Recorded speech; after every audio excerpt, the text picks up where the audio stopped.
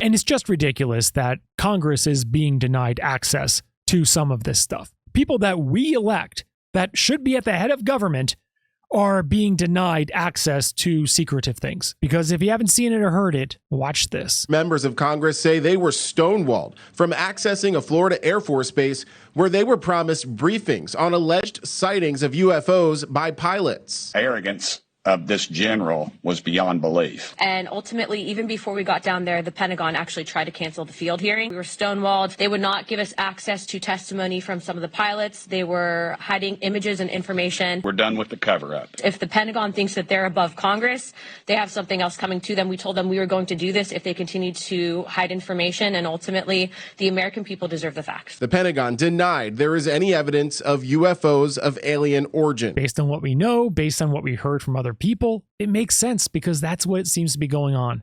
There is a government within a government. There are some things in government that are going on that our elected officials in government are not allowed to know. That's a problem, I think. And I give Congress a lot of credit for looking into this, but I'm not very confident that they're going to be able to unveil much at all. Because, this stuff has been going on before. Where you had Jimmy Carter. Jimmy Carter tried to do it, and he was stonewalled, and he didn't have a chance. And he was president. Because think about it like this. With president, you oversee the Pentagon. We audit the Pentagon every year, and they failed the dadgum thing every year. Maybe 60% of their assets are unaccounted for. That's where all this stuff is going on. It's going on through the Pentagon. However, it's not necessarily just government. It's also private sector as well. It's a group of career senior executive officials. Okay, are they government officials? Both in and out. Do what? Both in and out of government, and that's about as far as I can go there. And if you don't know, what they do is compartmentalize a lot of this. So in other words, one group may be working on this small aspect of it, or that small aspect of it, and this small, but you can have thousands of people working on something and not really even knowing what they're working on, right? It's just, we're working on this. We're not going to tell you much else. You're just working on this one little part, right?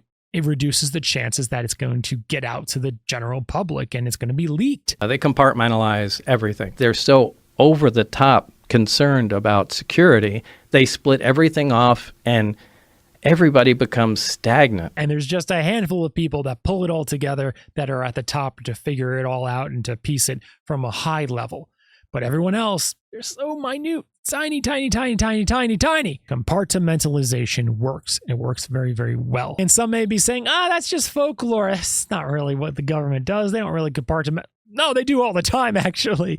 All their top secret shit, they always compartmentalize.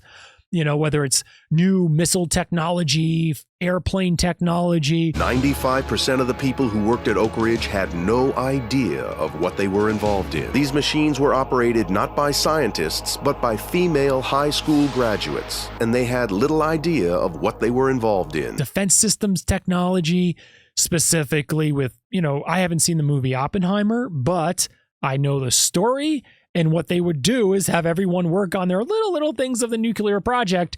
And then there's only a few people that pull it all together. It's just what the government does all the time to keep things a secret. And you know what? It works. It works very, very, very well. Because you're able to have a lot of people in on something, but not in on it at the same time. The units that they were monitoring, they actually sat in front and would turn these knobs as needed. They are actually rheostats that would change the current going to the magnets in the calutrons. But they didn't know that. All they knew was this meter needs to stay on a certain number, and I adjust this one or I adjust this one to make it move one way or the other. They had no idea what they were actually doing.